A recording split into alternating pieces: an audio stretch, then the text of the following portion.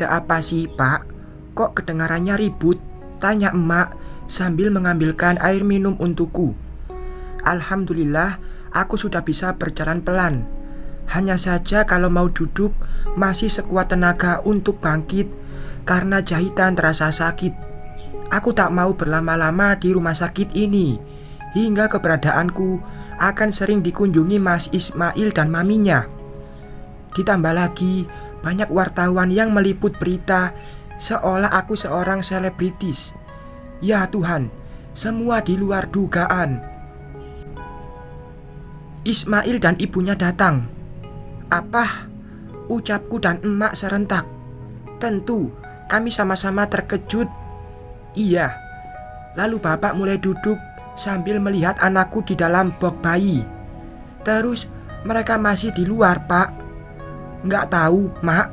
Mungkin udah pergi karena wartawan melihat. Cerita yang jelas, Pak. Emak sangat penasaran apa yang terjadi.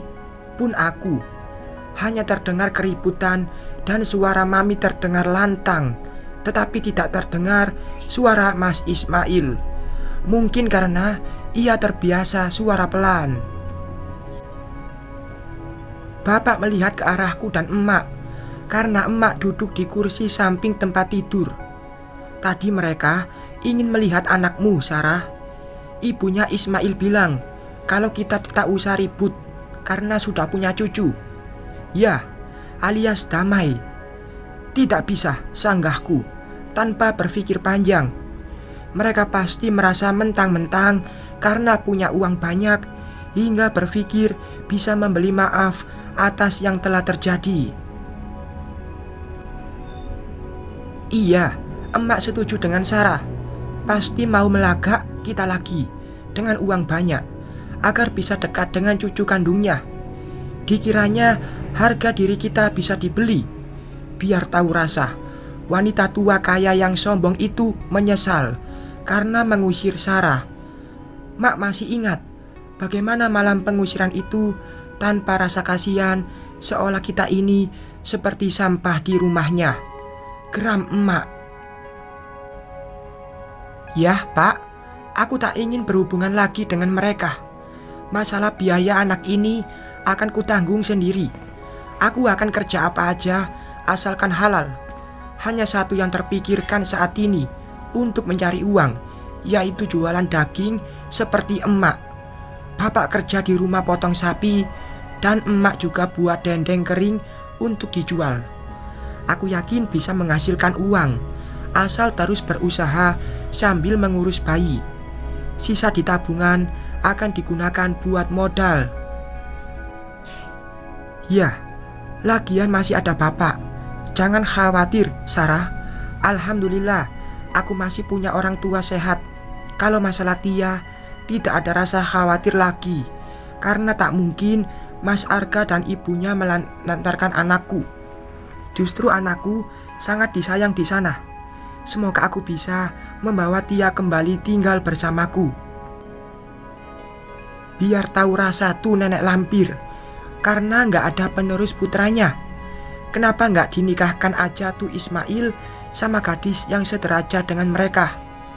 Toh uang mereka banyak kan? Cerocos emak. Lah, dokter aja nggak bisa hamil. Ini yang salah Ismail atau istrinya?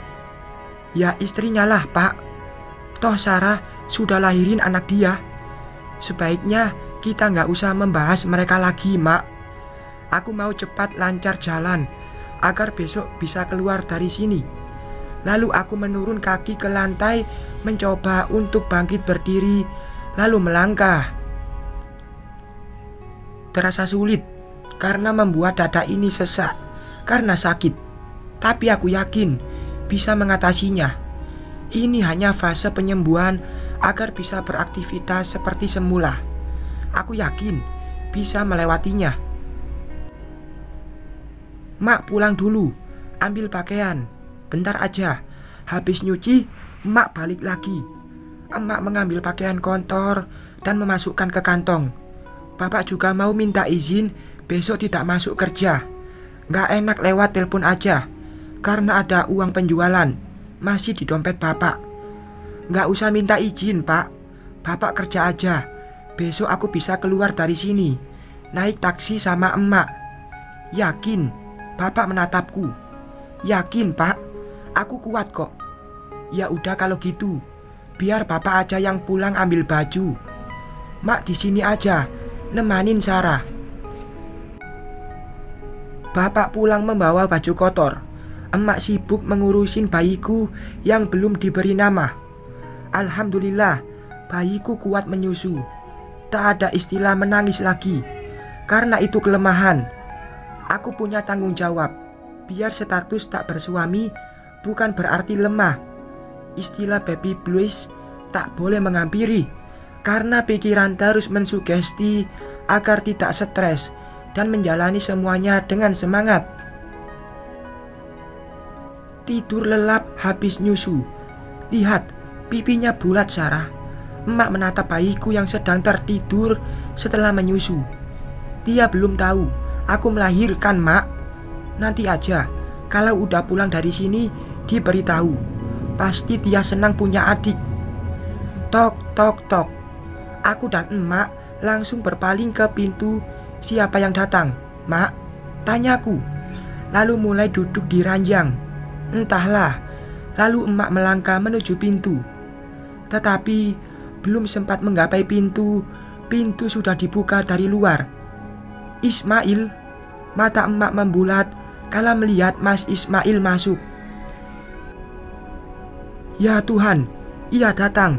Aku berusaha menghilangkan kegelisahan kala melihatnya kini. Assalamualaikum, Mak. Ia mengulurkan tangan, ingin bersalaman. Emak tidak menanggapi dan tetap berdiri menatap Mas Ismail dengan pandangan tidak suka. Aku pun begitu, karena merasa terganggu. Terganggu karena mengingat apa yang telah dilakukannya dulu padaku. Mau apa kamu kesini? Tanya emak ketus. Mak, aku mau melihat. Mas Ismail memalingkan pandangan padaku. Aku dan anakku tak butuh kehadiranmu, jawabku ketus, menatapnya dari tempat tidur. Sarah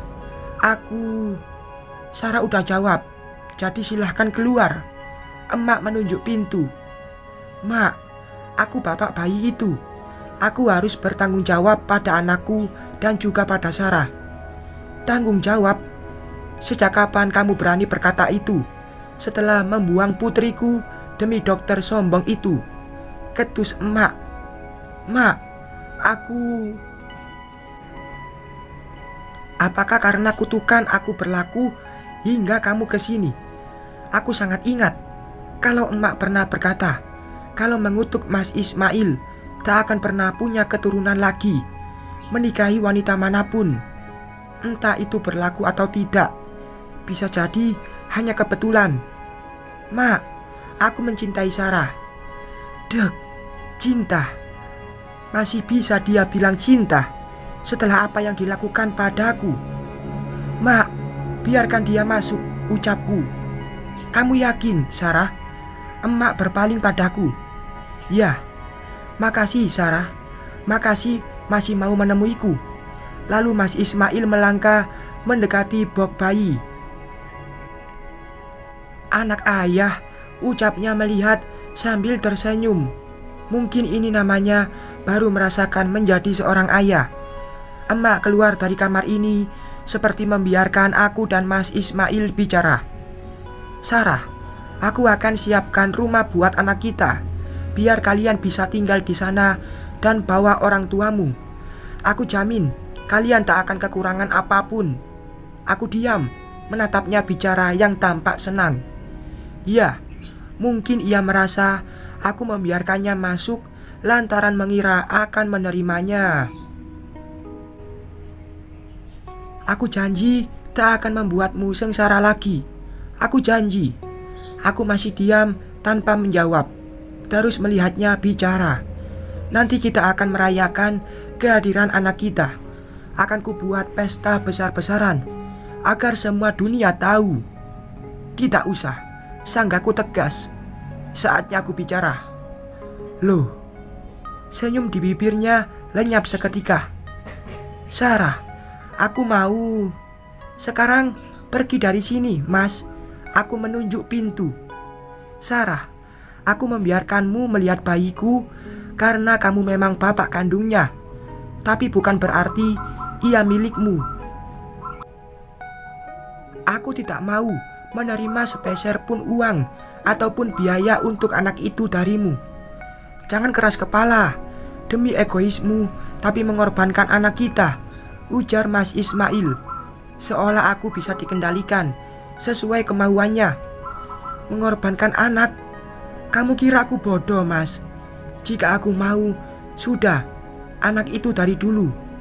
Kamu tahu kenapa? Aku ingin tetap melahirkannya. Itu lantaran aku merasa sanggup dan mampu. Ku tatap matanya dengan kekesalan yang sudah lama terpendam. Mas Ismail diam menatapku. Aku segera berpaling karena tak ingin melihat sorot matanya. Ini akan membuatku lemah karena rasa di hati. Aku capek terus menghindar dengan berbagai cara. Tetapi tetap saja kita bertemu. Sekarang biar ku jelaskan semuanya agar jelas. Aku akan bercerai dengan Ririn. Tolong kembalilah. Aku mohon.